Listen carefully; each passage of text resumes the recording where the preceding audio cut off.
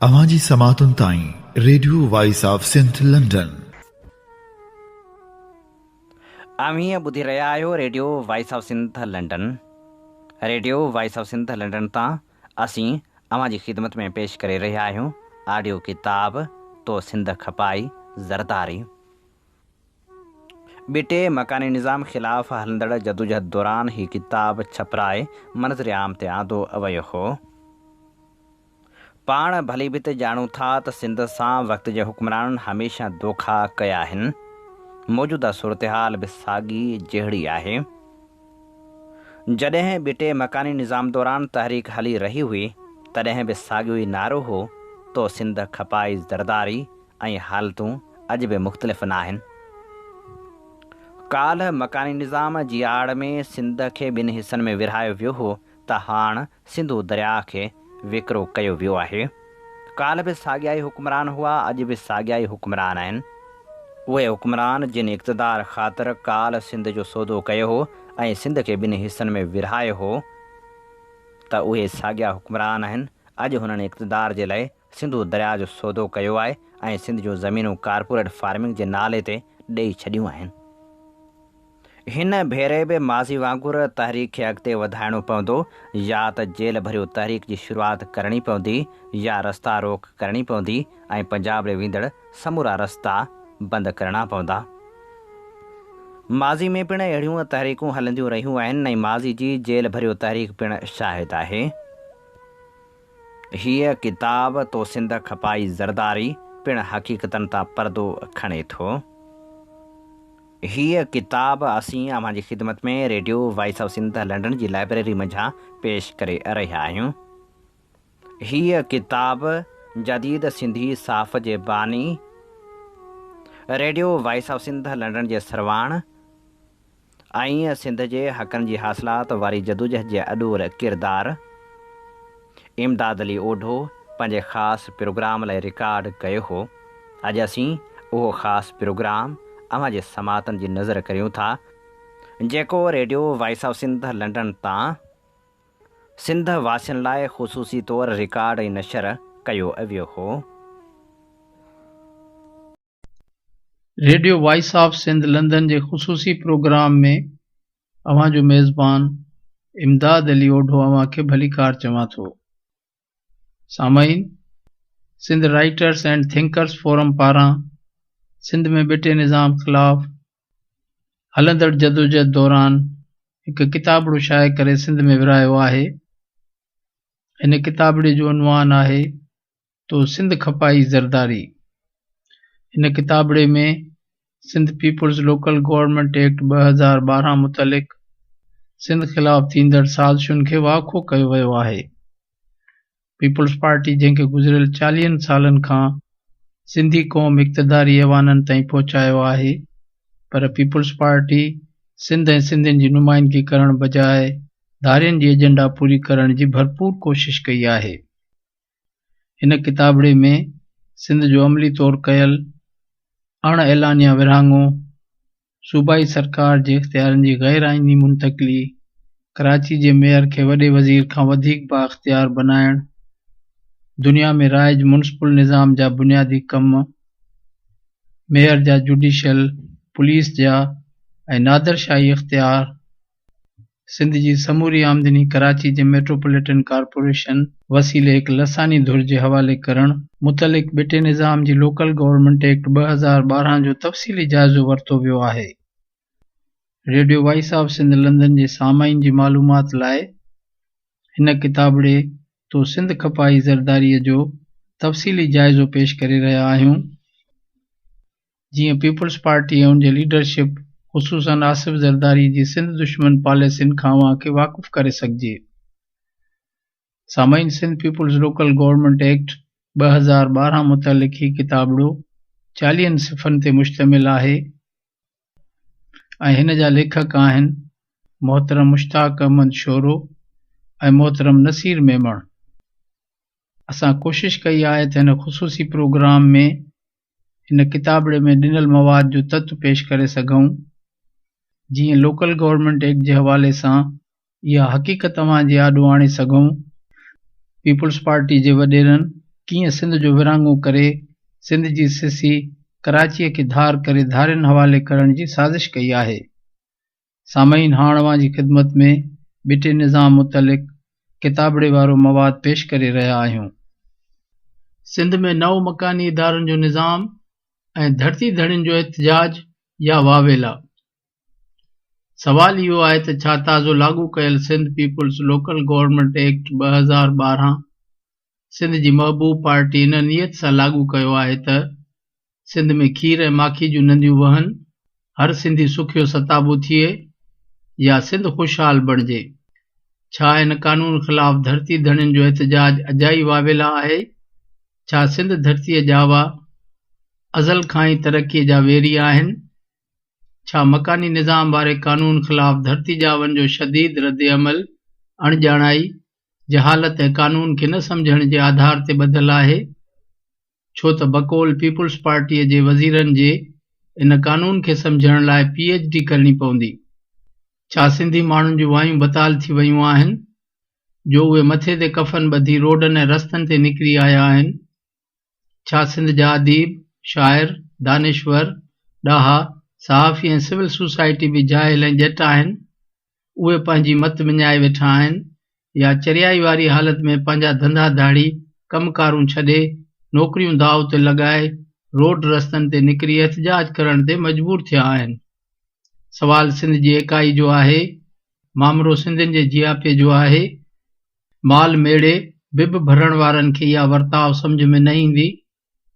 तारीख़ साखी आहे त जॾहिं बि सिंध माता ते को ॾुखियो वक़्तु आयो, वेरिन धरती धड़ियुनि जे एहतिजाजी शऊर ऐं देश भक्तीअ खे ललकारियो त सिंध जे हिलाली पुटनि ऐं धीअरुनि पंहिंजे वसार कंहिं बि क़िस्म जे बलिदान ॾियण खां कोन कीबायो आहे।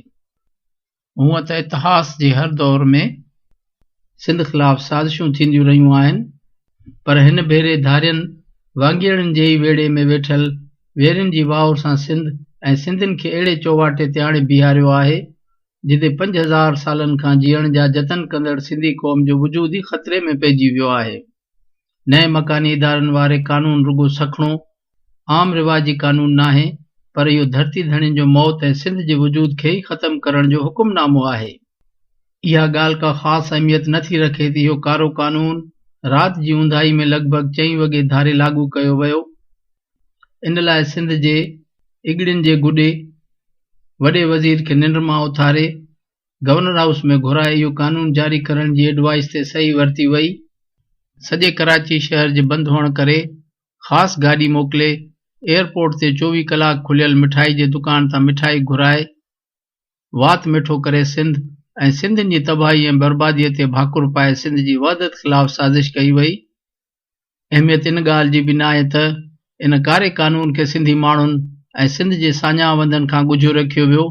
एतिराज़ इन ॻाल्हि ते बि न आहे त इहो कानून बिना पढ़ण, बिना सम्झण, बिना कंहिं हीले बहाने जे सिंधियुनि जे वोटनि ते चूंडिजी आयल सिंध असेंबली जे अकल खां आरी बेज़मीर मेंबरनि 5 मिंटनि में पास कयो। एतिराज़ कजे त छो कजे, सिंध असेंबली जे मेंबरनि पारां अहिड़ा सिंध दुश्मन ऐं कहरी कानून पास करण जी हिकु डिघी तारीख़ आहे। अहमियत त रुगो इन नुक़्ते खे आहे त 7 परदनि में लिकायल कारे कानून में सिंध ऐं धरती धड़ियुनि जे ख़िलाफ़ कहिड़ी साज़िश सिटियल आहे, कहिड़ी हिरफत चालाकीअ ऐं मकारीअ सां धरती जावन जी अक्सरियत खे दहशतगर्द सिंध दुश्मन अक़लियत जो महकूम बनाइण जा सांग सजाया विया आहिनि। कराचीअ खे सिंधी वसंदीअ मलीर समेत अण ऐलानिया परगणे न पर हिकु अलॻि आज़ाद ऐं ख़ुदि मुख़्तियार रियासत जो दर्जो ॾियण जा घाट घड़िया विया आहिनि। सिंध जो तमामु सस्ते अघ ते सौदो कंदड़ ज़रदारी लीग ऐं मरहयात पीपुल्स पार्टीअ जा मेंबर, वज़ीर, हामी, खुशामदिड़िया या लफ़ाज़ी खां कमु वठंदे, लॿाणूं हणंदे, निड़ी फाड़े, बेहयाई सां रिड़ियूं कंदे इन कारे कानून जी पुठ भराई में गिघूं त ॻाड़े रहिया आहिनि, पर हिननि वटि इन सिंध दुश्मन ऐं बदबूदार निज़ाम वारे कानून जी हिमायत में को बि ठोस दलील, सबूत, रीज़न, लॉजिक या मंतक त आहे ई कोन। रुगो सखणा लफ़्ज़ ऐं धमकियूं आहिनि। हिननि जो ख़ुदि बि को चिटो ऐं वाज़े मौक़ुफ़ बि त नज़र नथो अचे। चिटो मौक़ुफ़ ऐं ठोस दलील हूंदा बि कीअं? इहो त पकी दावा सां चई सघिजे थो त मरहयात पीपल्स पार्टी जे वज़ीरनि मेंबरनि ख़ुदि वॾे वज़ीर इहो कानून पढ़ियो ई नाहे। हिननि खे त MQM पारां मिलियल मसवदो बिना ॾिसण सम्झण जे तड़तकड़ में सिंध ख़िलाफ़ फ़ैसिला करण जी तारीख़ रखंदड़ सिंध असेंबली मां पास कराइण जो नादरशाही हुकुम जो मिलियल हो। हिननि ख़ुदा जे बंदन कामा फुल स्टॉप प्रूफ ऐं लफ़्ज़नि जी ग़लतियुनि खे बि न ॾिठो ऐं कारे कानून खे जीअं जो तीअं 5 मिंटनि में पास करे वरितो। वधीक बहस बदिरां अचो त ॾिसूं त इन कारे कानून में अहिड़ियूं कहिड़ियूं अटकलबाज़ियूं ऐं चालाकियूं आहिनि जंहिंसां सिंधी माण्हुनि जे जाइज़ कानूनी हक़नि फितरी मुफ़ादनि ऐं पंहिंजी धरतीअ ते जियापे वारे कुदरती हक़ ते कीअं कापारी धक हयो वियो आहे। हूअं त इन ऑर्डिनेंस जेको हाणे सिंध असेंबलीअ मां गैर आइनी ऐं गैर जमहूरी तरीक़े सां पास थियण ऐं गवर्नर पारां सही थियण खां पोइ एक्ट जी सूरत में कानून थी लागू थी चुको आहे, तंहिंजे हर लफ़्ज़ में सिंध ऐं सिंधियुनि ख़िलाफ़ ज़हर भरियल आहे। इन जो हर नुक़्तो हर शिक सिंध जी वहदत ते वार आहे। सिंध जामन धरती धड़ियुनि जे पेरनि हेठां ज़मीन खिसकाइण जी रिथाबंदी आहे। पर हिते थुले लेखे एक्ट जे उन्हनि सेक्शन्स जो जाइज़ो वठूं था जंहिं वसीले इंतहाई होशियारी ऐं चालाकीअ सां सिंध जे अक़लियती दहशतगर्द धुर खे सिंध जे धरती धड़ियुनि जी अक्सरियत ते हुकुमरानी जो हक़ ॾियण जा जतन थियल आहिनि ऐं सिंध खे टुकरनि में विरहाए वाॻुनि जे वात में ॾिनो वियो आहे, ॼण त सिंध को तारीख़ी वतन देस न पर कंहिंजी जागीर हुजे। हिकु सिंध जो अमली तौर ते कयल अण ऐलानिया विरहाङो। Sindh people's local government act 2012 जे शिक 8 हेठि कराची डिवीज़न जे 5 ई ज़िलनि खे ज़ाहिरी तौर मुंसिपल जे मक़सदनि लाइ हिकु ज़िले सिंगल यूनिट जो दर्जो ॾिनो वियो आहे, जंहिंजो सरबराह मेयर हूंदो। उन जी चूंड त अणसिधी तरह थींदी, पर इहो सिंधियुनि जी अक्सरियत वारे मलीर ज़िले समेत ॾखिण ज़िले ऐं ओभर ज़िले जे सिंधी बलोच आबादीअ ते सिधी तरह कंट्रोल कंदो। कराचीअ जे मेयर खे वॾे वज़ीर जा समूरा इख्तियार ॾियण सां अदालती इख्तियार ऐं पुलिस जा इख्तियार बि ॾिना विया आहिनि। कराची म्युनिसिपल कॉर्पोरेशन जे जोड़जक जे बिल्कुलु उबतड़ हैदराबाद, सखर, मीरपुर ख़ास, लाड़काणो ऐं खैरपुर जूं म्युनिसिपल कॉर्पोरेशन सिर्फ़ पंहिंजे पंहिंजे वास्तेदार ज़िले ताईं महदूद हूंदियूं। सिंध जे बाक़ी रहियल ज़िलनि में वरी डिस्ट्रिक्ट काउंसिलूं क़ाइमु कयूं वयूं आहिनि, जिन जा इख्तियार महदूद हूंदा ऐं माली लिहाज़ खां कमज़ोर हूंदियूं। कराचीअ में कारे कानून जे सेक्शन 9 हेठि 18 टाउन जोड़िया विया आहिनि ऐं इन्हनि जूं हदूं कराची डिवीज़न जे ज़िलनि जे हदुनि खे क़तई तौर ते नज़रअंदाज़ कंदे जोड़ियूं वयूं आहिनि। याने हिकु टाउन जूं हदूं हिक खां वधीक ज़िलनि में पखिड़ियल आहिनि, जॾहिं त सिंध जे ॿियनि ज़िलनि में टाउन ऐं तालका साॻे ज़िले जे हदुनि अंदरि ई क़ाइमु थियल आहिनि। कराची जे ज़िलनि सां इहो हशर इन करे कयो वियो आहे त जिते MQM जी थोराई आहे उते उनखे अक्सरियत में तब्दील करे अक्सरियती सिंधी बलोच वसंदियुनि खे अक़लियत में तब्दील कयो वञे। छा कानून आइन ऐं इख़लाक़ अहिड़े कुदे अमल जी इजाज़त ॾिए थो? इहे आहिनि मरहयात पीपल्स पार्टी हाणोके ज़रदारी लीग जा सिंध सां कयल वड़ ऐं वेसा घातियूं। सिंध जा वेरी पंहिंजी अहिड़े ख़तरनाक रिथाबंदी में कॾहिं बि सोभ न माणिनि हा जे कुतो कुड़म जो वेरी न थिए हा। 2. सूबाई सरकार जे इख्तियारनि जी गैर आइनी मुंतक़ली। 1973 वारे आइन जी आर्टिकल 137 हेठि कंहिं बि सूबाई असेंबली खे को बि अहिड़ो इख्तियार हासिल न आहे त उहा कंहिं बिल वसीले सूबाई सरकार जा समूरा इंतज़ामी इख्तियार ॿिए कंहिं इख्तियारी या फ़र्द खे मुकमिल तौर ते मुंतक़िल करे सूबाई सरकार खे इंतहाई तौर अपाहज करे छॾे। इन लिहाज़ खां पीपल्स लोकल गवर्नमेंट एक्ट न रुगो गैर कानूनी ऐं गैर आइनी आहे, पर पंहिंजे पर में तमामु वॾो फ्रॉड बि आहे, जेको बदनियती ते ॿधल कारो कानून आहे, छाकाणि त 1973 वारे आइन हेठि रियासत जे इदारनि जे इख्तियारनि जी हदुनि जी वाज़े ऐं चिटो तयुन थियल आहे। कानून साज़ इदारे याने सूबाई या वफ़ाक़ी पार्लियामेंट खे अहिड़ो को इख्तियार हासिल न आहे त उहा वफ़ाक़ी सूबाई सरकार खां इंतज़ामी इख्तियार खसे पाण वटि रखे या कंहिं इदारे या फ़र्द जे हवाले करे। कानून ऐं आइन जी पासदारी कंदड़ इदारे खे पंहिंजा इख्तियार ओरांगण जो को इख्तियार न हूंदो आहे, न ई अहिड़ी गुंजाइश आइन में मौजूदु आहे। हिन कारे कानून जे शिक 14 जी ज़ैली शिक 5 हेठि मेयर खे इहो इख्तियार गैर कानूनी तौर ते ॾिनो वियो आहे त हू जे चाहे त पंहिंजी मर्ज़ी मुताबिक़ को नओं खातो या खाता क़ाइमु करे या सूबाई सरकार या वफ़ाक़ी सरकार जे उन्हनि खातनि जिन ते मेयर खे को इख्तियार कोन्हे तिन में कंहिं बि क़िस्म जूं सरगर्मियूं ऐं मदाख़लत करे उन्हनि खातनि जी कारकर्दगी ते असरअंदाज़ थिए। छा अहिड़ो इख़्तियार दुनिया जे कंहिं बि मेयर वटि आहे? अहिड़ो इख़्तियार सूबाई सरकार त परे जी ॻाल्हि, पर वफ़ाक़ी सरकार खे बि हासिल नाहे। वफ़ाक़ी सरकार बि रुॻो इहे खाता, डिवीज़न्स ऐं वज़ारतूं क़ाइमु करे सघे थी जिन जा इख़्तियार खेसि आइन जे शेड्यूल 4 में चिटा ॾिनल आहिनि, पर पंहिंजी मर्ज़ीअ सां को खातो जोड़ण जो इख़्तियार त वफ़ाक़ी सरकार वटि बि नाहे। इन जे उबतड़ मेयर खे मर्ज़ीअ सां खाता जोड़ण ऐं उन्हनि जो कारो वहिंवार हलाइण जो गैर आइनी ऐं गैर क़ानूनी इख़्तियार कहिड़े हिसाब में कहिड़ी इख़्तियारी हेठि ॾिनो वियो आहे? छा इहा रियासत अंदरि रियासत क़ाइमु न कई वई आहे? अहिड़ो कमु रुॻो सिंधियुनि जे वोटनि ते चूंडिजी आयल असेंबली करे सघे थी, छाकाणि त इन खे हर भेरे धरती धड़ियुनि सां कयल वेसाघातियूं फबंदियूं आयूं आहिनि ऐं हिननि जो हेल ताईं को एहतिसाब न थियो आहे। तकरारी कारे क़ानून जे शिक 14, 38, 39 ऐं शेड्यूल पहिरें हेठि मेयर ख़ासि तौर ते कराची जे मेयर खे त लामहदूद नादरशाही इख़्तियार ॾिना विया आहिनि। मथे ज़िक्र कयल शिकनि ऐं शेड्यूल हेठि कराचीअ जे मेयर खे सिंध सरकार जा 43 खाता बि मुकमिल तौर ते मुंतक़िल कया विया आहिनि, जिन में इन एक्ट जे लागू थियण खां पोइ सिंध सरकार जो को बि अमल दख़ल न रहंदो। हैरत जी ॻाल्हि त इहा आहे त सिंध सरकार वटि आहिनि ई कुल 43 खाता, जेके कराची जे मेयर खे मुंतक़िल थी वञण खां पोइ सिंध सरकार जो वॾो वज़ीर, इन जा वज़ीर ऐं कामोरा कड़ा मुकमिल तौर ते बेइख्तियार ऐं बेवस थी वेंदा। हिननि वटि शादियुनि, छठियुनि ऐं काजनि ते वञी ताड़ियूं वॼाइण ऐं डांस करण खां सवाइ रहंदो बि छा? 3. कराचीअ जे मेयर खे मुंतक़िल कयल खाता। कारे क़ानून जी शिक 14 जी ज़ेली शिक 5 ऐं शेड्यूल पहिरें हेठि मेट्रोपॉलिटन कॉर्पोरेशन कराचीअ खे हेठियां कलमदान मुंतक़िल कया विया आहिनि, जिन जो इंतज़ाम 20 ग्रेड जो चीफ ऑफिसर मेयर जी निगरानी ऐं हिदायतुनि हेठि हलाईंदो। वाज़े रहे त हाणे सिंध सरकार जो इन्हनि खातनि में को बि अमल दख़ल न हूंदो। इहे आज़ाद ऐं ख़ुदि मुख़्तियार नमूने सां कारो वहिंवार हलाईंदा। 1. प्राइमरी, पेशवराना या हुनरी तालीम ऐं जारी तालीम जो खातो। 2. लिटरेसी, जंहिंखे ख़्वानदगी बि चयो वेंदो आहे। 3. सिहत खातो, बशमूलियत सिहत जा ॿारहाड़ियुनि वारा बुनियादी मर्कज़, ॿारनि जी सिहत, औरतुनि जी सिहत ऐं समूरियूं अस्पतालूं। 4. सिविल डिफेंस जो खातो। 5. कम्युनिटी डेवलपमेंट ऐं तंज़ीमकारी जो खातो। 6. फिशरीज़ यानी मच्छी मारण जा वसीला ऐं सामुंडी किनारनि ऐं ॿेटनि जो खातो। 7. सोशल वेलफेयर यानी समाजी भलाई वारो खातो। 8. रांदियूं ऐं रांदियुनि वारनि बोर्ड्स जो खातो। 9. कल्चर यानी सकाफ़त जो खातो। 10. कोऑपरेटिव वारो खातो। 11.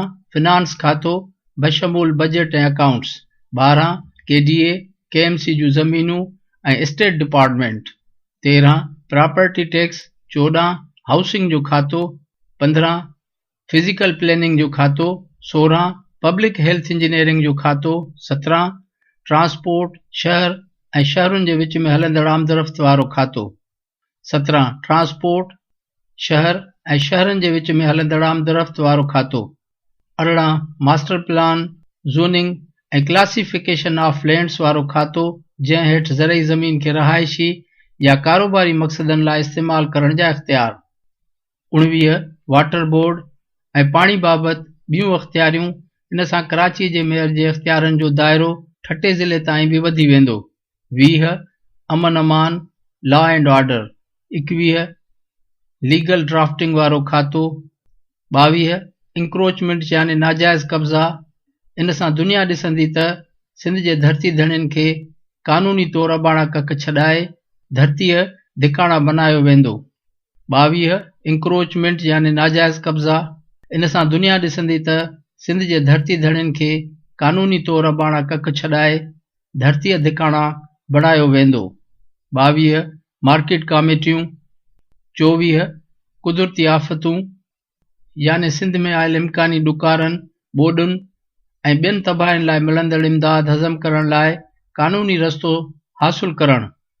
25. कोऑर्डिनेशन यानी राब्ते जे कम जो खातो। 26. माहौलियात जो खातो। 27. ह्यूमन रिसोर्सिस यानी इंसानी वसीला, उन जो मक़सदु धरती धड़ियुनि ते हुनरी ऐं इंतिज़ामी सिख्या जा बि दरवाज़ा बंदि करणु आहे। तालीम पढ़ाइण जा दर त अॻु में ई बंदि आहिनि।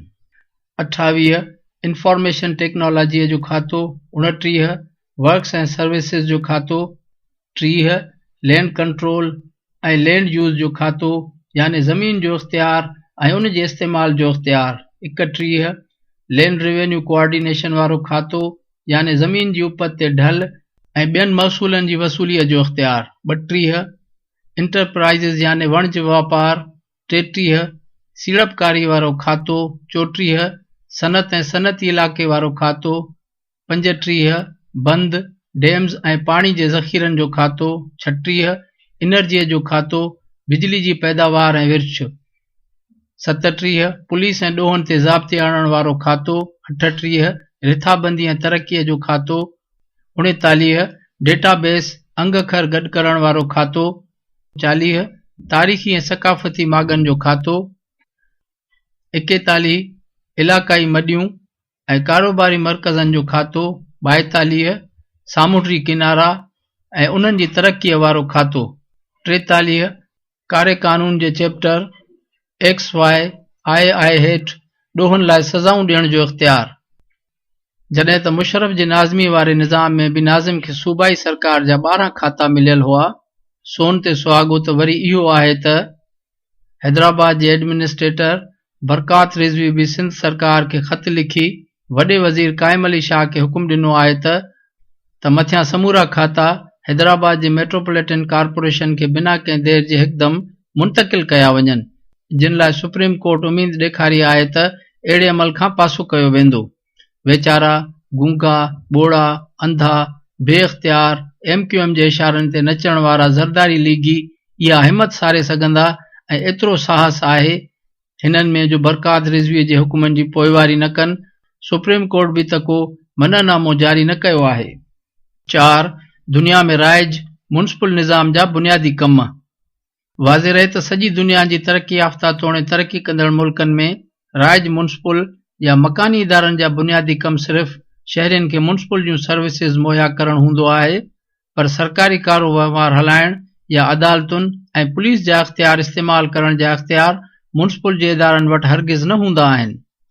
मुनिसिपल ऐं मकानी इदारनि जो मुख्य कम शहरनि में रस्तनि ऐं घिटियुनि जी अॾावत ऐं मरम्मत, सफ़ाई सुथराई लाइ बंदोबस्तु करणु, गंद किचिरे खे नेकाल करे ठिकाणे लॻाइण, पीअण जो साफ़ पाणी मुहैया करणु, रस्तनि ऐं घिटियुनि ते रोशनीअ जो मुनासिब इंतज़ाम करणु, रस्तनि ऐं घिटियुनि सां लॻ वणकारी करणु, फुटपाथनि जी तामीर ऐं सार संभाल करणु, पार्क ऐं बाग़ीचा जोड़ाइण, जानवरनि जे बाग़ीचनि समेत तफ़रीह जा हंध ठाहिण, चौवाटनि ते पाणी जा फुहारा या मुजस्मा ठाराइण, जानवरनि जा कोस घर ठाहिण ऐं उन्हनि जो इंतज़ाम संभालण, शहरी ट्रांसपोर्ट जो निज़ाम हलाइण, ट्रैफ़िक जे निज़ाम खे रेगुलेट करणु, घुर्बल हंधनि ते ट्रैफ़िक जा सिग्नल लॻाइण, शहर या फुटपाथनि ते कब्ज़ा या हद दख़लियूं हटाइण लाइ इंतज़ाम यानी सूबाई सरकार खां मदद तलब करणु, बुनियादी सिहत ऐं बुनियादी तालीम जूं सहूलियतूं मुहैया करणु, लाइब्रेरियूं क़ाइमु करणु, मार्केट कमेटियूं जोड़े आम वापे जे अघनि ते नज़र रखणु, खाधे वारनि शयुनि में मिलावट खे रोकण लाइ उपाउ वठणु,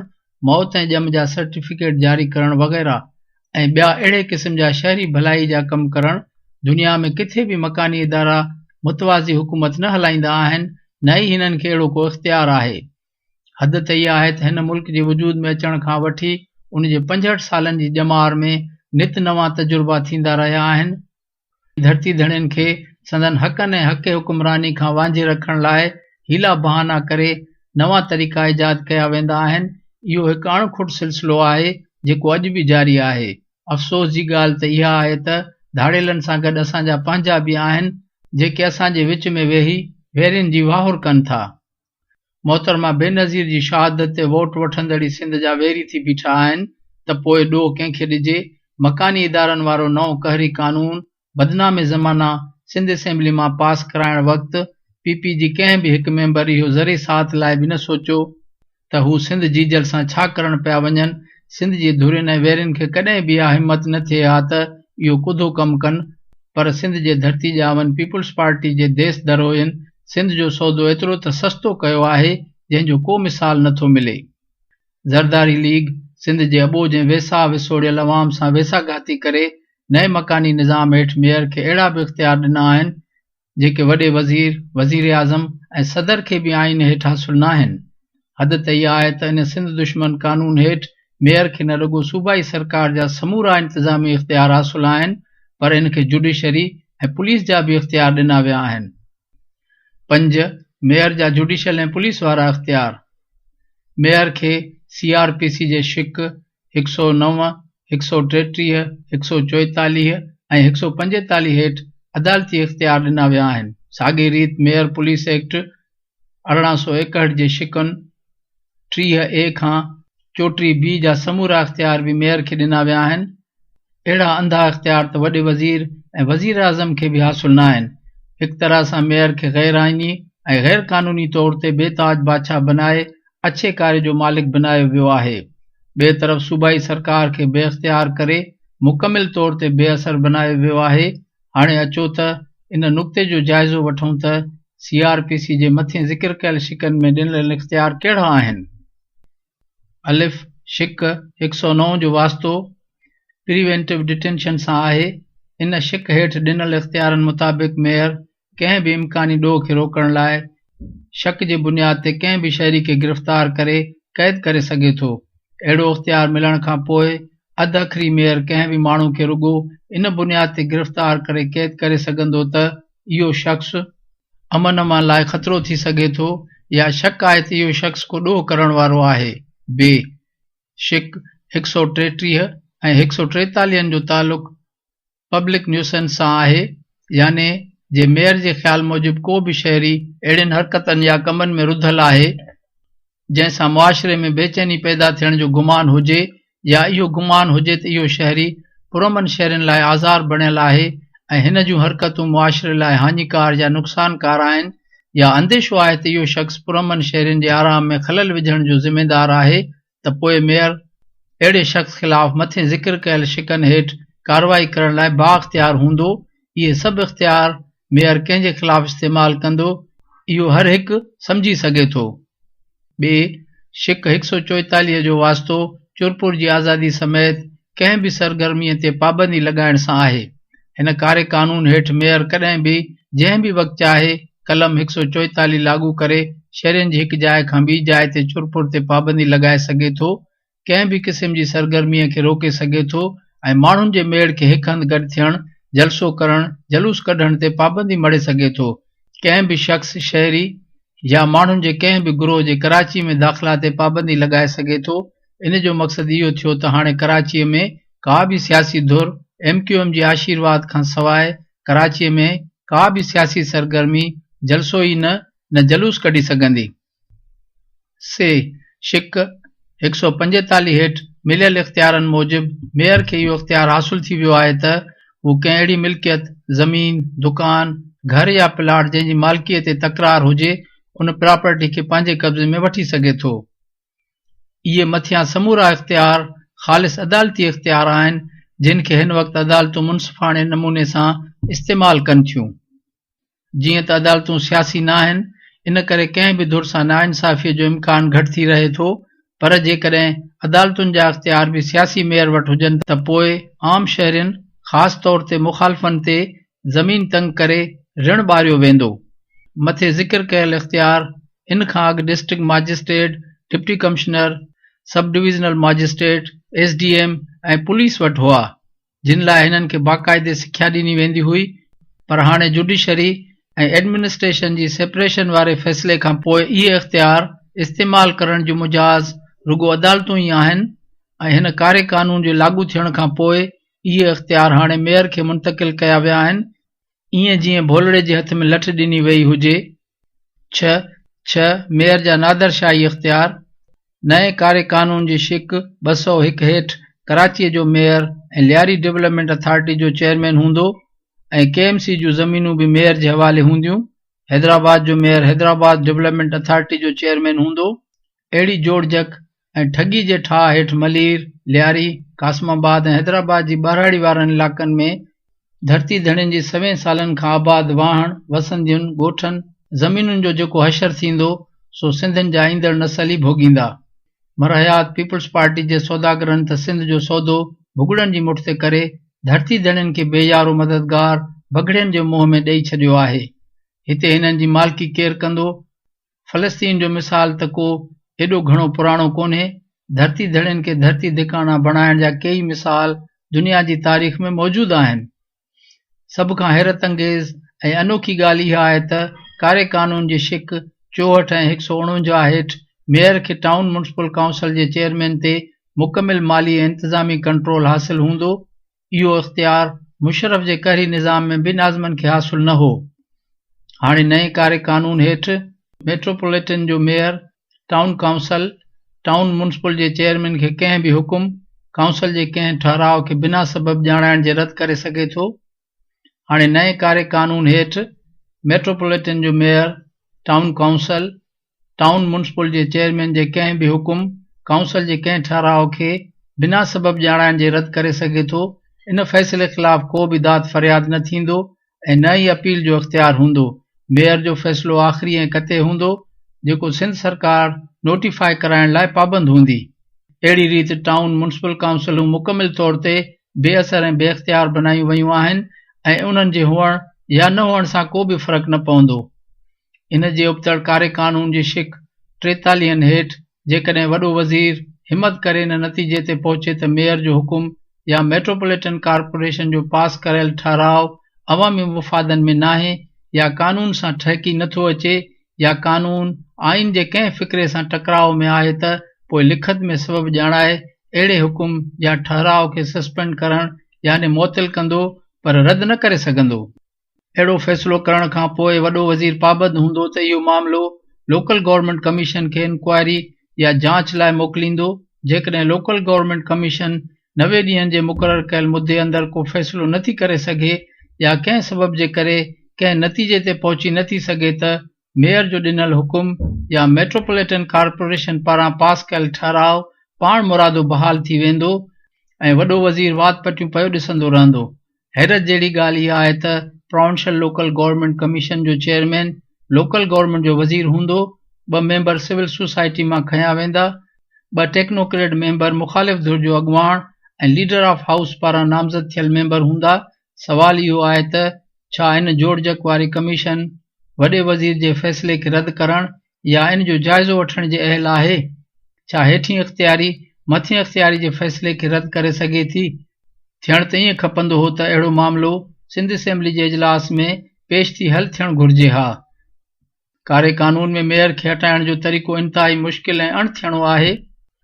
कारे कानून जी शिक 23 हेठि मेयर खे अदम एतमाद जी सूरत में 2/3 2/3 जी अक्सरियत सां हटाए सघिबो, जॾहिं त वॾे वज़ीर ऐं वज़ीर आज़म खे सादी अक्सरियत सां हटाए सघिजे थो। नस्ली दहशतगर्दनि जी बदनीयती ऐं आइन खां इनराफ़ी इन मां साफ़ ज़ाहिर आहे। इन खां बि सख़्त ऐं गैर जमहूरी शर्त इहो बि रखियो वियो आहे त जे मेयर ख़िलाफ़ अदम एतमाद वारी रिथ नाकाम थिए थी त रिथ पेश कंदड़ ऐं उन जी पुठभराई कंदड़ मेंबरनि जी मेंबरशिप पाण मुरादो ख़तम थी वेंदी। मतिलब त अहिड़ी रिथाबंदी कई वई आहे त को बि मेंबर अदम एतमाद जी रिथ पेश करण जी हिमत ई न करे। दहशतगर्द गुरोहनि जे कमकार जो तरीक़ेकार ऐं फितरी अवाम दुश्मन रवैयो हिन कारे कानून मां चिटो निर्वार थी बीठो आहे। ॾुख त इन ॻाल्हि जो आहे त मरहयात पीपुल्स पार्टी बि दहशतगर्दनि सां जुट थियो बीठी आहे। 7. मेट्रोपॉलिटन कॉर्पोरेशन जी माली ख़ुदमुख़्तियारी। मेट्रोपॉलिटन कॉर्पोरेशन न रुगो पंहिंजा टैक्स पाण उगाड़ींदी ऐं पंहिंजी मर्ज़ी मूजिबि बिना कंहिं पुछा ॻाछा ऑडिट जे ख़र्च कंदी, पर इन कारे कानून हेठि मेट्रोपॉलिटन कॉर्पोरेशन खे प्रॉपर्टी टैक्स उगाड़ण जा बि इख़्तियार मुंतकिल कया विया आहिनि।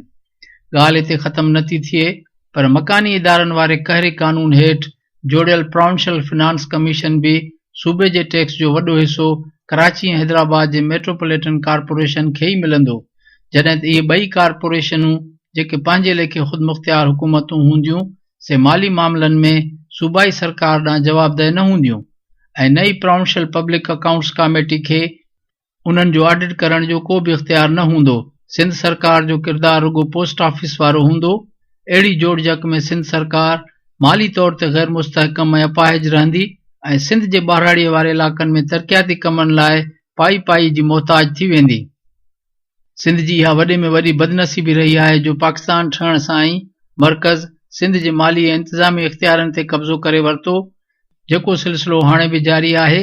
मथां वरी सिंधियुनि जे महबूब पार्टी MQM जी ज़ेली तंज़ीम जो किरदारु अदा कंदे बाक़ी थोरा घणा बचियल इंतज़ामी ऐं माली इख़्तियार बि इन कारे कानून हेठि मेट्रोपॉलिटन कॉर्पोरेशन जे हवाले करे सिंध सरकार जो ॾेवालो कढी छॾियो आहे।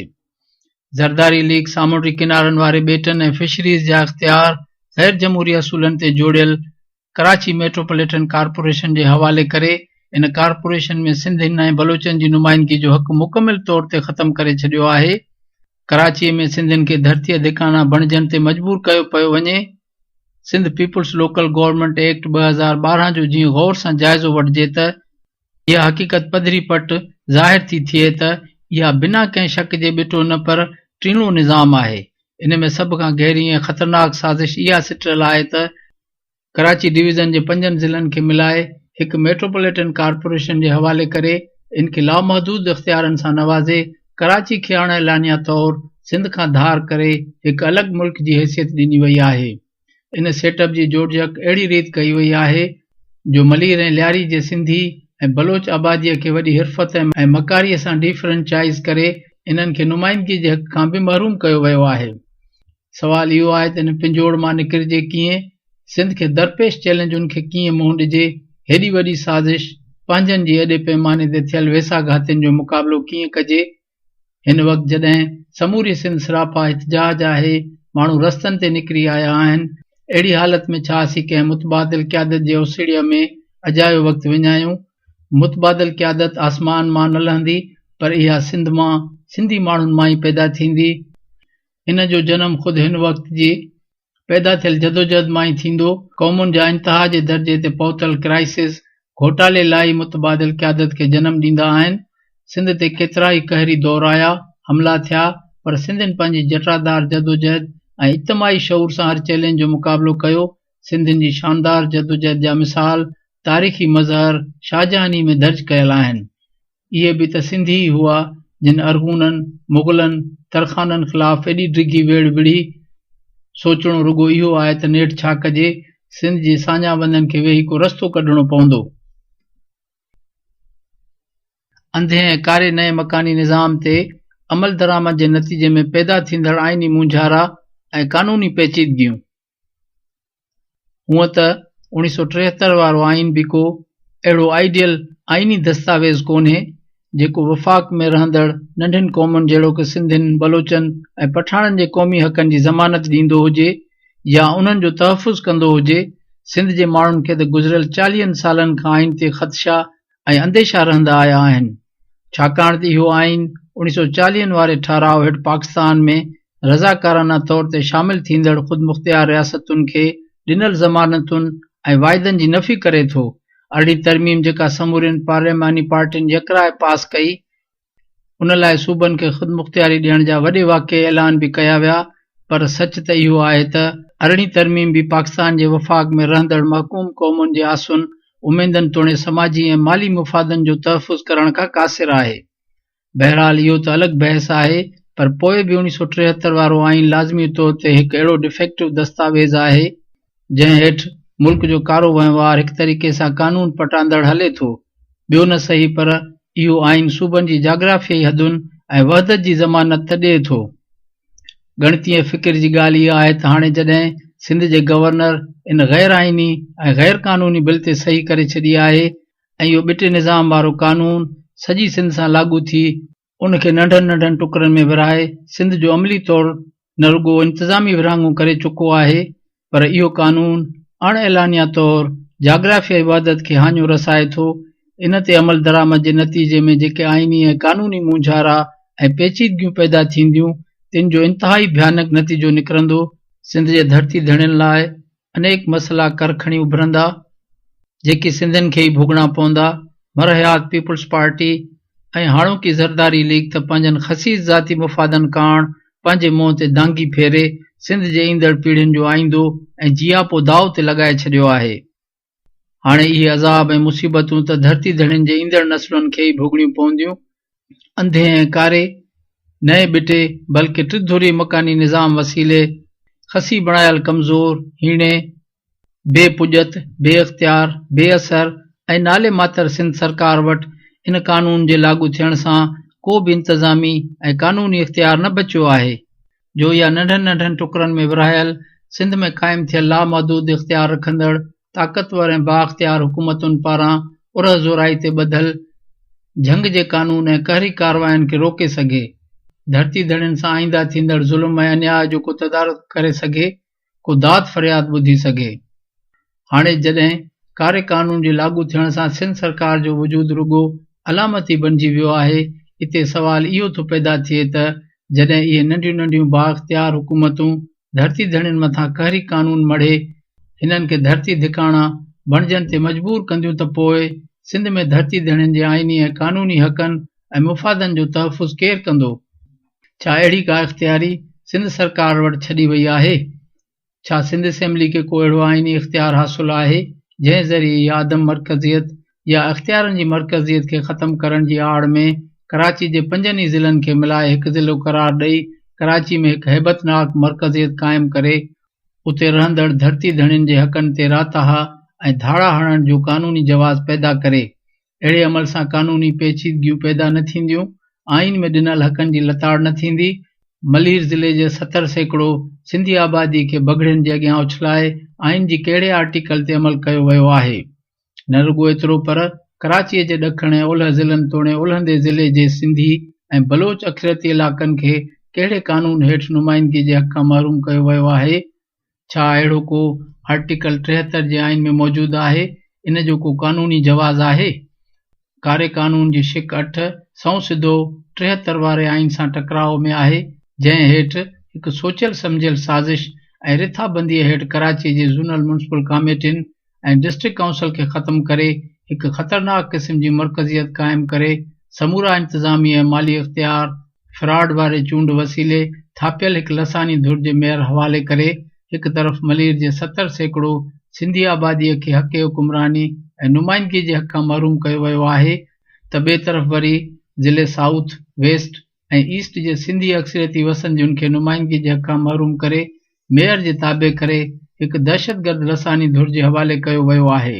इन करे इहो क़ानून 1973 वारे आइन जी आर्टिकल 8, 9, 14, 22, 25 ऐं 27 सां न रुॻो सिधो सौ टकराव में आहे, पर मथे ॼाणायल आर्टिकल्स जी नफ़ी बि करे थो। छा इन सां आइनी मुंझारा जनम न वठंदा? इन ते अमल दरामद में क़ानूनी पेचीदगियूं पैदा न थींदियूं? असां मथे ज़िक्र करे आया आहियूं त इस्लामी जमहूरिया पाकिस्तान जे आइन जे आर्टिकल 137 हेठि सिंध असेंबली या कंहिं असेंबली खे इहो इख़्तियार नाहे जो उहा सूबाई सरकार जा इख़्तियार ॿिए कंहिं इख़्तियारी खे मुंतक़िल करे, पर हिन कारे क़ानून हेठि हिकु तरफ़ कराची खे गैर आइनी तौरु हिकु आज़ाद ऐं ख़ुदि मुख़्तियार रियासत जो दर्जो ॾेई गैर क़ानूनी इख़्तियार ॾिना विया आहिनि। ॿिए तरफ़ बदनियती ते ॿधल हिन जोड़जक इंतज़ाम हेठि आइन ऐं क़ानून जी मुकमिल लताड़ कंदे सिंध में 2 मुतवाज़ी इंतज़ामियाऊं क़ाइमु कयूं वयूं आहिनि। हिकु इंतज़ामिया चीफ ऑफिसर जे हुकुमनि हेठि कमु कंदी, जंहिंखे मेयर कंट्रोल कंदो, जॾहिं त ॿी इंतज़ामिया डिप्टी कमिश्नर जी सरबराही में कमु कंदी ऐं सिंध जे वॾे वज़ीर खे जवाबदेह हूंदी। मेयर जे कंट्रोल हेठि कमु कंदड़ इंतज़ामिया वसीलनि सां मालामाल हूंदी, इहा ताक़तवर ऐं बाइख़्तियार हूंदी। इन जे उबतड़ डिप्टी कमिश्नर जी कंट्रोल हेठि कमु कंदड़ इंतज़ामिया जेका वॾे वज़ीर जे हुकुमनि ते कारो वहिंवार हलाईंदी, सा रुॻो नाले मातर हूंदी। इहा पंहिंजनि हुकुमनि ते अमल कराइण लाइ बाइख़्तियार न हूंदी, छाकाणि त उन वटि कंहिं क़िस्म जो इख़्तियार या ताक़त हूंदी कोन। छा अहिड़ी बेकार ऐं बेअसर इंतज़ामिया माण्हुनि जा मसइला हल करे सघंदी? इन खां त भींगी भली आहे। अमली तौर ते वॾे वज़ीर जो उहिदो त रुॻो मेयर खे ॾिनल गैर आइनी ऐं गैर क़ानूनी इख़्तियार ॾियण वारे अमल खे आइनी कवर ॾियण लाइ रखियो वियो आहे, न त हाणे नए निज़ाम जे लागू थियण खां पोइ वॾे वज़ीर जो को बि किरदार या कारज नथो रहे। छा अहिड़े क़िस्म जी जोड़जक ठगी जे ठाह जी आइन में का गुंजाइश आहे? वॾे वज़ीर जी बेपुजत, लाचार, कमज़ोर, कमतर हुअण जी परोड़ त नए बिटे मकानी निज़ाम वारे कारे क़ानून जे शिक नंबर 43, 64, 73, 74, 68, 87, 94, 95 मां वाज़े ऐं चिटी तरह ज़ाहिर आहे। इन्हनि शिकनि वसीले सूबे जे सरबराह वॾे वज़ीर जी जेका तज़लील ऐं तौहीन कई वई आहे, तंहिंजो मिसाल मिलणु मुश्किल आहे। इन्हनि शिकनि मूजिबि मेट्रोपॉलिटन डिस्ट्रिक्ट, तालकी ऐं यूनियन काउंसिल पारां जारी कयल हुकुमनि फ़ैसिलनि ऐं ठाराहुनि खे वास्तेदार मेयर या चेयरमैन त रद्द करे सघंदो, पर हिननि जो इहो फ़ैसिलो आख़िरी ऐं कते बि हूंदो। ॿियो को बि फोरम या इख़्तियारी मेयर या चेयरमैन जे अहिड़े फ़ैसिले जो जाइज़ो बि न वठी सघंदी। इन जे उबतड़ मेट्रोपॉलिटन कॉर्पोरेशन म्युनिसिपल काउंसिल जे कंहिं बि हुकुम फ़ैसिले ऐं ठाराव खे रद्द करण जो इख़्तियार सूबे जे सरबराह वॾे वज़ीर खे न हूंदो। पर जे इहो ज़रूरी सम्झियो वियो त वॾो वज़ीर सिर्फ़ एतिरो करे सघे थो जो इन हुकुम फ़ैसिले या ठहराव खे वक़्ती तौर सस्पेंड यानी मुअत्तल करे मामलो प्रोविंशियल लोकल गवर्नमेंट कमीशन खे जाइज़े ऐं गौर लाइ उमाणे। जे कमीशन 90 ॾींहनि में इहो फ़ैसिलो न करे सघे त अहिड़ो हुकुम फ़ैसिलो या ठहराव पाण मुरादो बहाल थी वेंदो। सवाल इहो थो पैदा थिए त छा आइन या कानून में रियासत या सूबे जे सरबराह जी अहिड़ी तज़लील जी का गुंजाइश मौजूद आहे? सिंध असेंबली में वेठल गद्दारनि जो औलाद, वेकाऊ, बेज़मीर वज़ीर ऐं मशीर त इन कारे कानून जी साराह मां ड्रापनि ई कोन था। टीवी टॉक शो में अची नक जी वॾी पकाई ऐं बेहयाई सां चवनि था अॻे त सिंध में रुगो हिकु या ॿ मेट्रोपॉलिटन कॉर्पोरेशन हुयूं। असांजो कारनामो इहो आहे त असां हैदराबाद, सखर, मीरपुर ख़ास, लाड़काणे ऐं ख़ैरपुर खे बि मेट्रोपॉलिटन कॉर्पोरेशन जो दर्जो ॾेई वॾी सोभ माणी आहे। पर को हिननि मत जे मूढ़नि खां पुछे त सखर, मीरपुर ख़ास, लाड़काणो ऐं ख़ैरपुर खे मेट्रोपॉलिटन जो दर्जो त मिली वियो, पर छा उते का सनत या कॉर्पोरेट सरगर्मी बि आहे? इन्हनि शहरनि जूं मेट्रोपॉलिटन कॉर्पोरेशन्स माली वसीला किथां पैदा कंदियूं, टैक्स किथां उगाड़ींदियूं? इहे रुगो कराची खां बची वियल सिंध सरकार वटि रहियल नाले मात्र रक़म मां मिलियल ख़ैरात ते ई मुकमिल तौर भाड़ींदियूं। इन रक़म मां त उहे मुलाज़िमनि जूं पघारूं बि न ॾेई सघंदियूं। ॿियो कारो वहिंवार वञी खूह जे तरे में पवे। इहो त थियो ॼाणी वाणी सिंध जे शहरनि जो ॿेड़ो ॿोड़ण, सो बि हिकु लसानी धुर खे नाजाइज़ फ़ाइदा ॾियण ख़ातिर। इहो कारो कानून आणण जो मक़सदु सिंध जी तरक़ी या ख़िदमत न, पर थोराई वारी धुर जी राय ऐं मर्ज़ीअ खे घणाई वारी धुर याने धरती धणियुनि ते थापिणु आहे, जंहिंजो हिकिड़ो ई मक़सदु आहे त धरती धणियुनि खे कंहिं हीले बहाने कारे कानून ऐं दौंस वसीले थोराई वारी दहशतगर्द टोले जो महकूम थी रहण ते मजबूर करणु। दुनिया जी तारीख़ शाहिद आहे त ॾखिण अफ्रीका समेत दुनिया जे केतिरनि ई मुल्कनि में घणाई वारनि धरती ॼावनि खे थोराई वारनि धुरनि जो महकूम ऐं ग़ुलाम बनाइण लाइ कई सांग रचाया विया, कई ट्रिकसाट कया विया ऐं बदनीयती ते ॿधल अणबराबरी ऐं मतभेद वारा कानून तख़लीक़ करे इंसानी हक़नि वारे पधरनामे जो मज़ाक उॾायो वियो। पर धरती धणियुनि जी मुसलसिल अणखुट जदोजहद, जियापे जी जंग, साबित कदमी, बधी, तदब्बुर ऐं हिकमत अमलीअ सां इहे ज़्यादतीअ ऐं ज़ुल्म वारा कारा कानून हाणे तारीख़ जो हिसो बणिजी दफ़न थी विया आहिनि। सिंध में ही बदनीयती ते ॿधल कारो कानून बि जटाउ न करे सघंदो। रुगो धरती धणियुनि सिंध जे सजणनि पारां हिक ई संदरो ॿधी बीहण जी देर आहे। धारियो दुश्मन केतिरो बि ताक़तवर, होशियार, मकार ऐं चालाक छो न हुजे, पर हिन जे पेरनि हेठां धरतीअ जी सघ न हूंदी आहे। हिन जा पेर ज़मीन ते ई न हूंदा आहिनि। धरती धणी भल त निमल, हीणा ऐं बेपुॼत हुजनि, पर हिननि वटि पंहिंजी धरतीअ जी सघ ऐं सिंध वतन सां आज़िली इश्क जी ताक़त आहे। ज़रूरत इन ॻाल्हि जी आहे त असां पंहिंजी कावड़ खे ताक़त में तब्दील कयूं, ॿधी करे हिकु जटरादार जदोजहद जो हिसो बणिजऊं, कुर्बानी ॾियण खां कोन कीॿायूं ऐं नंढड़नि नंढड़नि मफ़ादनि ख़ातिर ख़ामोश थी वेहण जी रवश खे तर्क करियूं। ऐं माठ बि मुनाफ़क़त आहे। सिंध असेंबली में वेठल नामी गिरामी गद्दारनि, देस दरोहनि, सिंध जे दलालनि ऐं सौदागरनि जी औलाद पंहिंजनि वॾनि जी रवायत खे बरक़रार रखंदे जेकी कुझु कयो सो हिननि जो ई वड़ हुयो। पर हाणे वक़्तु अची वियो आहे त सिंध जा सॼण, सान्या वंद सिंधी क़ौम जा हॾ ॾोखी गॾिजी वेहनि ऐं सोचनि त नेठि छा कजे। वेरनि खे सिंध सां जेके वड़ करणा हुआ से हिननि कया। हिननि उहो कुझु कयो जेको हिननि जी क्रिमिनल क़यादत हिननि खे चयो, जेको हिननि जे ज़मीर ऐं ख़मीर में शामिल हो। हाणे इहो असां ते आहे त हिन ख़तरनाक ऐं मोतमार सूरतहाल मां कीअं सोभारिया थी पार उकरूं। नेठि छा कजे? यकीनी तौर ते अॼु जे वायुमंडल में हर सिंध दोस्त माण्हू में मायूसी ऐं निराशाई छायल हूंदी। हर ज़हन में इहो सुवाल उभरंदो हूंदो त नेठि कजे त छा कजे।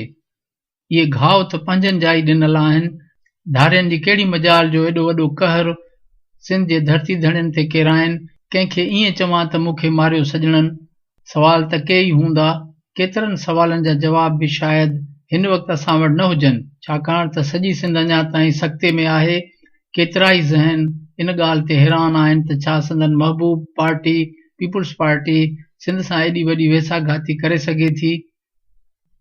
कंहिं कॾहिं सोचियो बि न हूंदो त जंहिं पार्टीअ खे सिंधी क़ौम गुज़िरियल 40 सालनि खां बिना कंहिं शर्त जे वोट ऐं मोहबत ॾींदी आई आहे, सा इन हद ताईं वञी सिंध सां एॾो कलूर कंदी।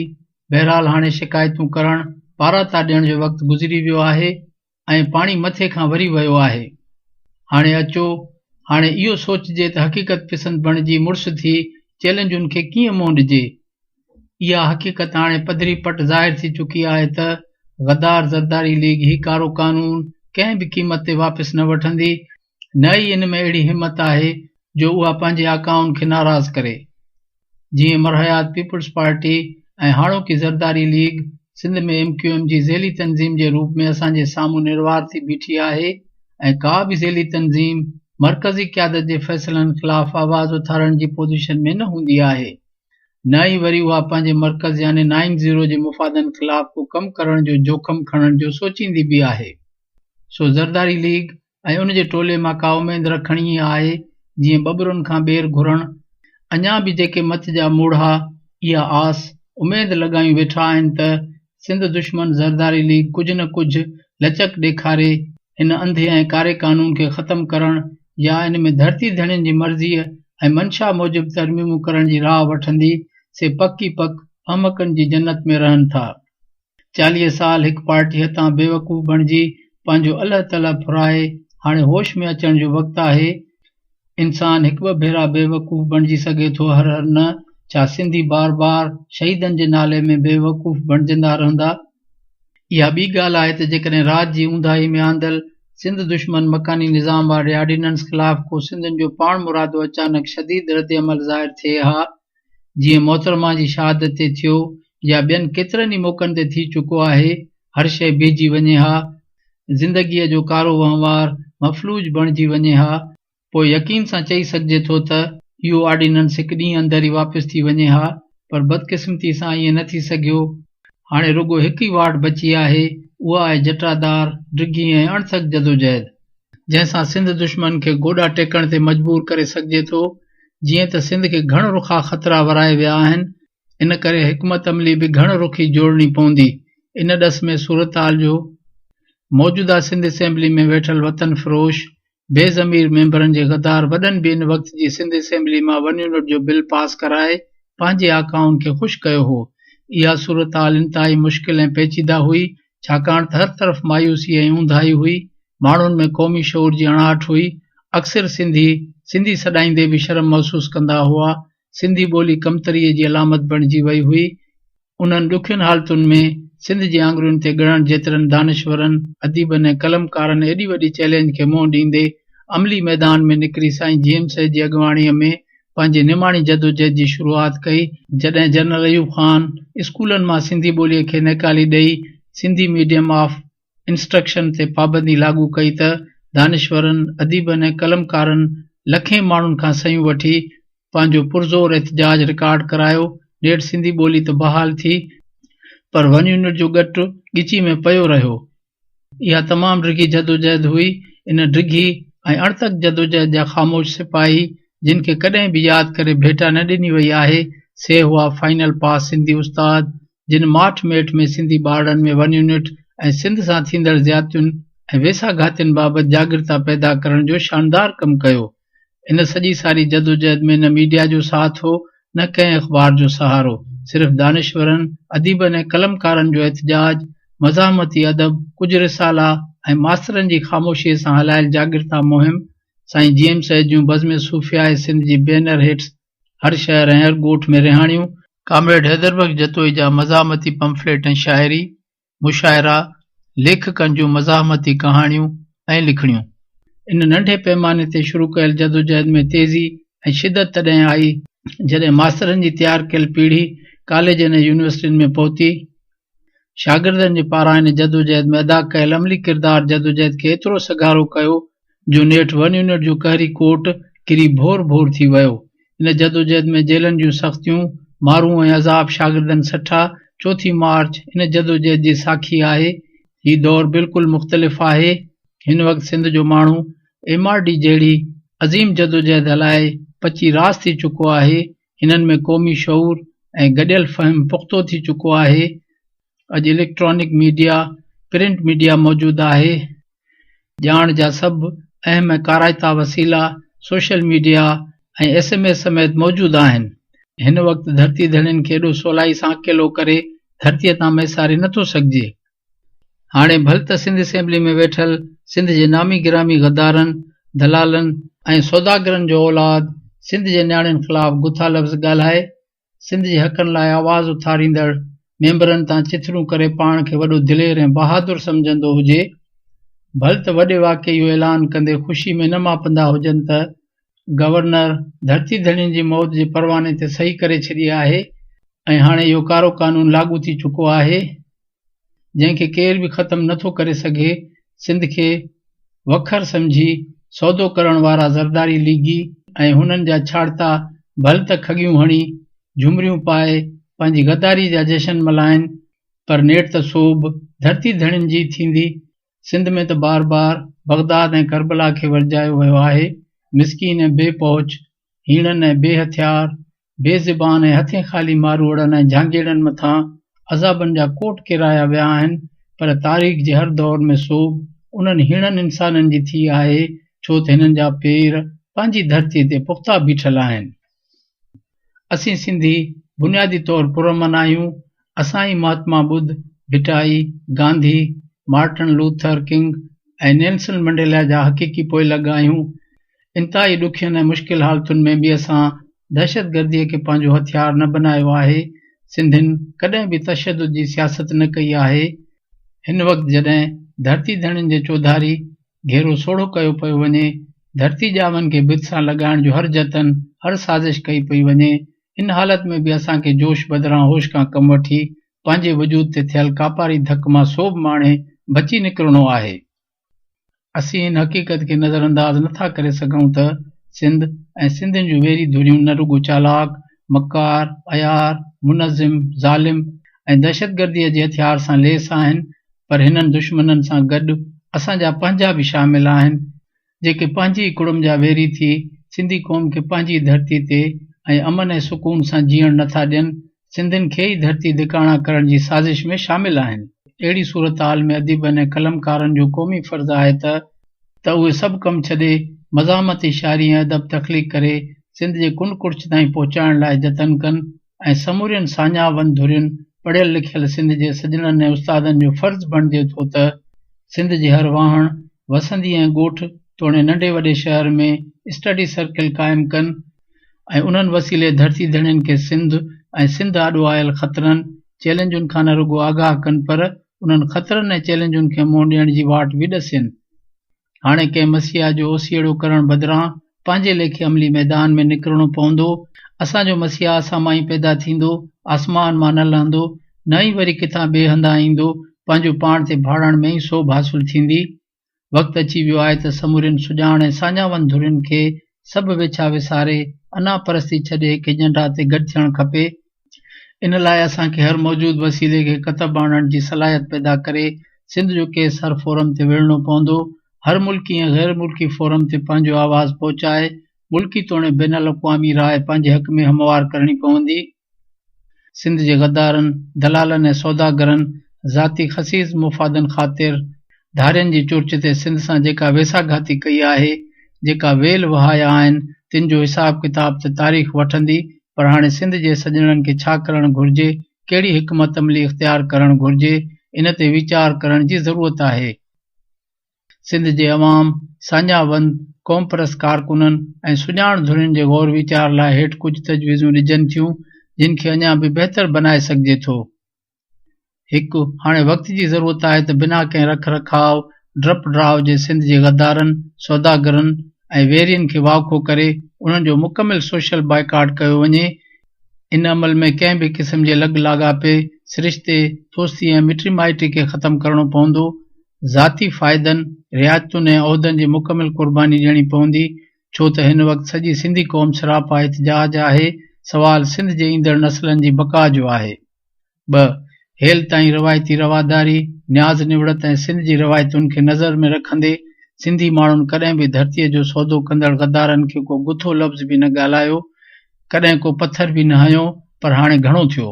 सिंध जे वजूद ते वार कंदड़ गद्दारनि ख़िलाफ़ हर फोरम ते एहतिजाज करणु घुर्जे ऐं रस्ता रोक करे हिननि लाइ धरती तंग करणु घुर्जे। 3.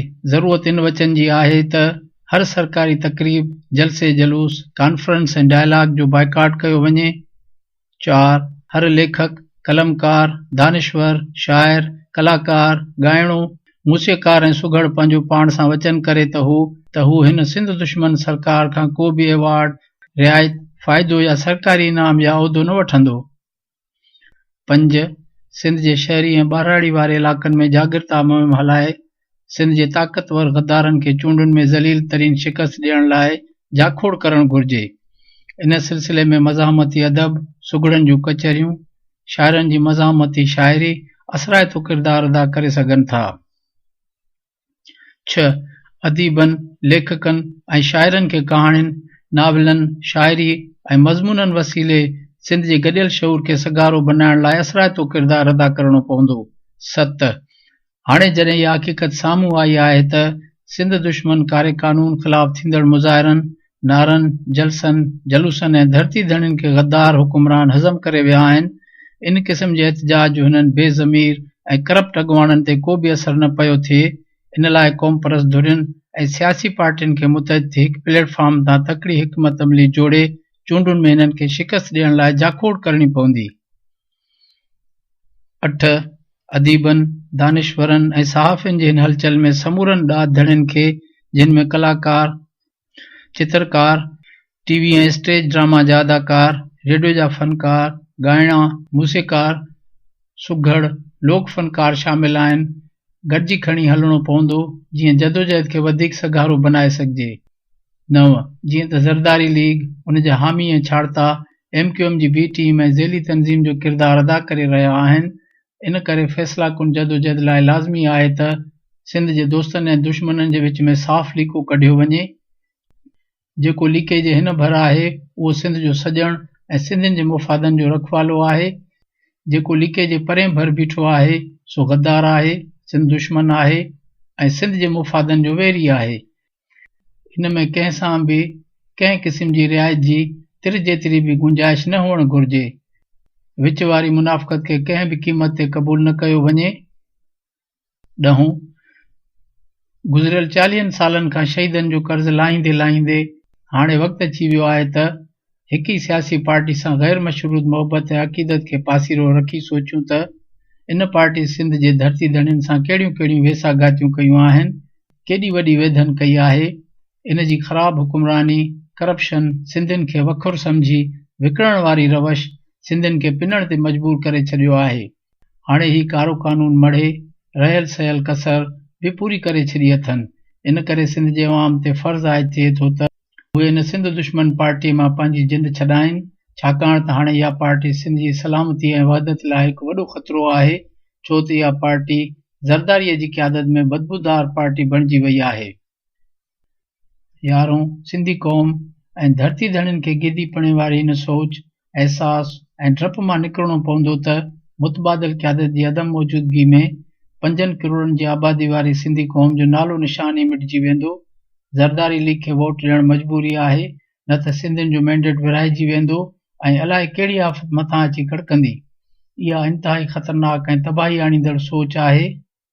हिन वक़्तु सिंधी क़ौम डिफेंडिंग मूवमेंट मां गुज़री रही आहे, जंहिं सतह जी जदोजहद हली रही आहे। इहा ई जदोजहद ई मुतबादिल क़यादत पैदा कंदी। सिंधियुनि खे पंहिंजे पाण ते एतमाद करे हिक ई टोकरी में पंहिंजा समूरा आना विझण वारी रवश खे तर्क करणो पवंदो। असांजी हिन रवश ते पीपुल्स पार्टी खे सिंध सां वेसागातियूं करण ते उत्साहियो आहे। हू सिंधियुनि खे पंहिंजो अहिड़ो कुड़मी ऐं ग़ुलाम सम्झनि था जिन जो को हक़ नाहे हूंदो ऐं उहे वोट वरी बि खेनि ई ॾींदा। ईंदड़ चूंडुनि में सिंधियुनि खे क़ौम परस्त ऐं ॿिनि पार्टियुनि खे बि आज़माइणो पवंदो ऐं उन्हनि मथां लाॻीतो प्रेशर रखणो पवंदो त जीअं उन्हनि मां को बि सिंध जे मैंडेट जी तोहीन करण जो सोचे बि न सघे। इहो मक़सदु सिंधियुनि जी सगारी गॾियल शऊर सां हासिलु करे सघिजे थो।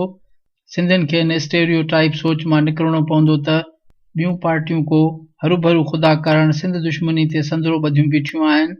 अहिड़ी का बि ॻाल्हि नाहे। हाणे त पार्टियूं बि सूबाई ख़ुद मुख़्तियारी, सूबनि जे हक़नि ऐं सूबनि जी ॿोलियुनि खे क़ौमी ॿोली जो दर्जो ॾियण जी पुठ भराई कनि थियूं, पर इन लाइ इन्हनि ते गॾियल प्रेशर रखण जी ज़रूरत पवंदी। ज़ाहिर आहे त सिंधी अहिड़ियुनि पार्टियुनि खे न गैर मशरूत वोट ॾींदा ऐं न ई अखियूं पूरे संदन पोयां लॻंदा, जीअं ज़रदारी लीग जे पोयां लॻासीं। ॿारहों, सिंधी क़ौम हेल ताईं अकेलाई ऐं तन्हाई वारी हालत में रहंदे अंधनि जियां पीपुल्स पार्टी जे हर ग़लत सलत ॻाल्हि ते हाकारी रद्दमल ॾेखारींदी आई आहे। जेका सूरतहाल सिंधी क़ौम जी तबाही जो कारण बणिजी रही आहे, असांखे मौजूदा हालतुनि खे नज़र में रखंदे बैन अल-अक़वामी ताक़तुनि, ख़ासि तौर ते आलमी क़ुवतुनि सां राब्ता वधाए उन्हनि खां इख़्लाक़ी मदद वठणी पवंदी। सिंध जी तबाही पीपुल्स पार्टी हुकूमत जो अज़म। हुकूमत खे वज़ीरनि ऐं मेंबरनि जी तरक्की मंज़ूर, पर सिंध जो अवाम गाह खाइण ते मजबूर। कालाबाग डैम जो ख़ात्मो सिंध जे अवाम जी डिघी जदोजहद जो नतीजो आहे, पर ग्रेटर थल कैनाल ते पीपुल्स पार्टी जी मुजुर्माणी ख़ामोशी छो? सिंध जो करोड़े अवाम पीपुल्स पार्टी जे दौर में कचनि घरनि खां बि महरूम रोडनि ऐं रस्तनि ते ज़िंदगी गुज़ारे रहियो आहे।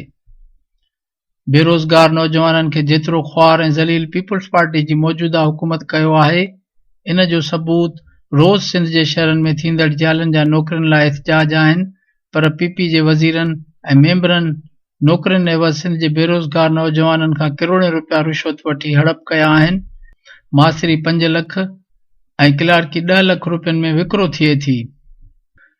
पीपी हुकूमत तरबियत जे नाले में जालनि खे वज़ीफ़ो ॾेई पेनू ऐं बेकार बनाए छॾियो आहे। पीपी हुकूमत सिंध में नंढनि डेमनि जा ॾोकड़ हड़प करे सिंध खे पोयनि 3 सालनि खां ॿोॾ ऐं तबाहीअ जे वर चाढ़े छॾियो आहे। पीपी हुकूमत थर कोल प्रोजेक्ट में 12 माण्हुनि खे भर्ती करे सिंध जे माण्हुनि ऐं अबोझ थरियुनि सां वेझाघाती कई आहे। पीपी NFC अवार्ड मां ॾोकड़ वठी महा करप्शन जा सभु रिकॉर्ड टोड़े पंहिंजो पेट भरियो आहे। पीपी सैलाब मुतासिरीन खे बेयारो मददगार करे रोडनि ते पिनण जहिड़ो करे छॾियो आहे, जंहिंजो सबूत ॿोॾ मुतासिर इलाक़नि जी हालत मां लॻाए सघिजे थो।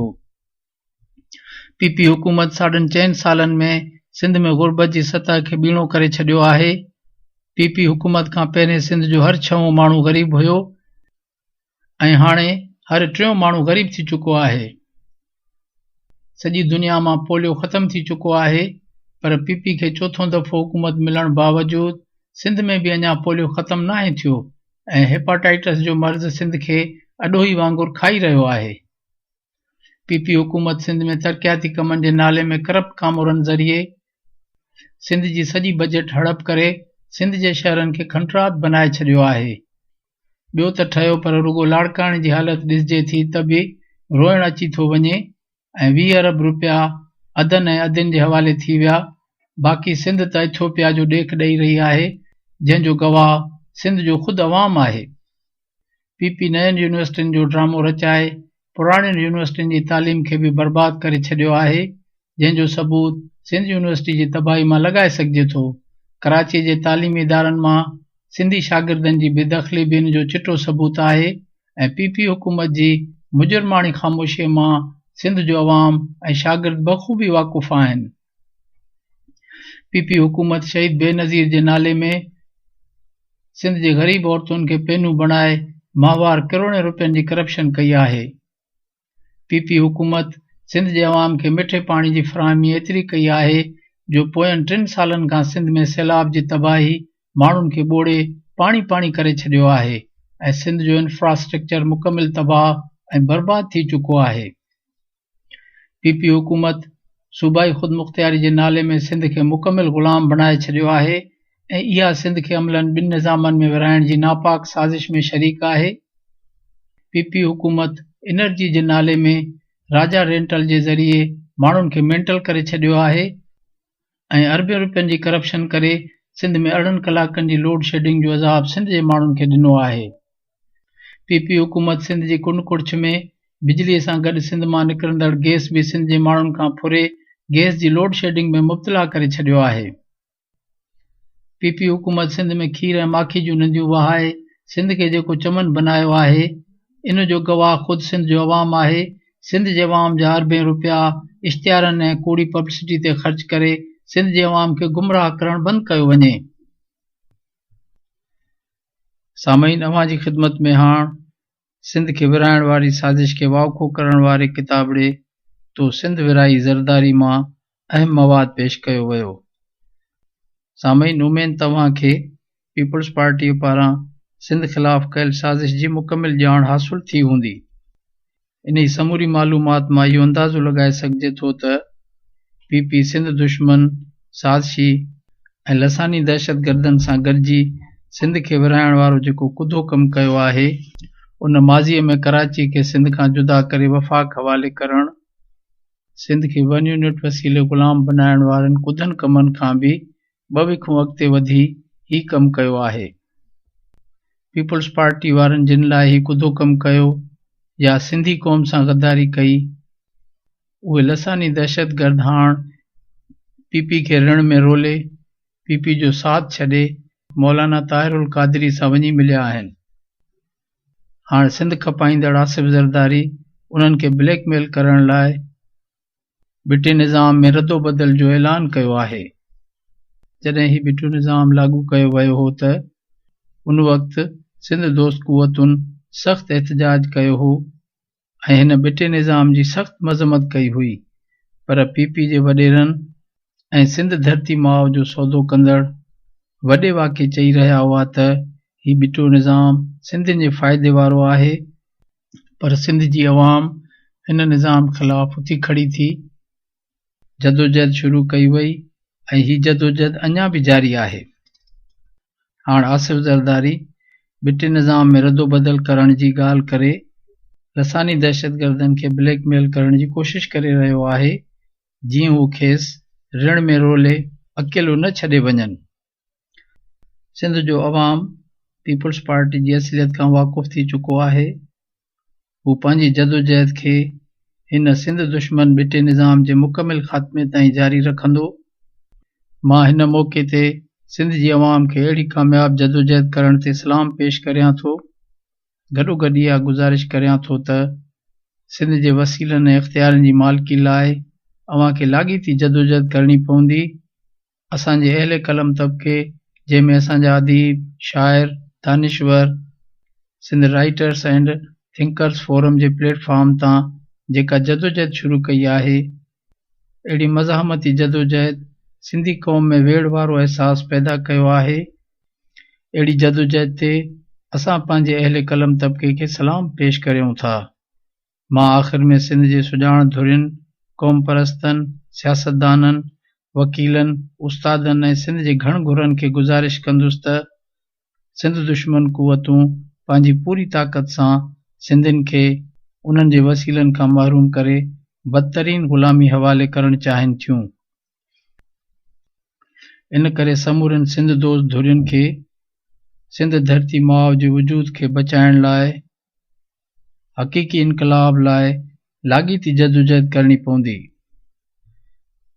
सिंध दुश्मन कुवतूं इंतहाई ताक़तवर आहिनि, पर जॾहिं क़ौमूं जाॻंदियूं आहिनि ऐं पंहिंजनि हक़नि लाइ जाकोड़ींदियूं आहिनि त उन्हनि जे अॻियां जबल बि ॾरी पवंदा आहिनि। तव्हां वियतनाम खे ॾिसो, जिते दुनिया जो सुपर पावर बि वियतनामिन खे ग़ुलाम न रखी सघियो।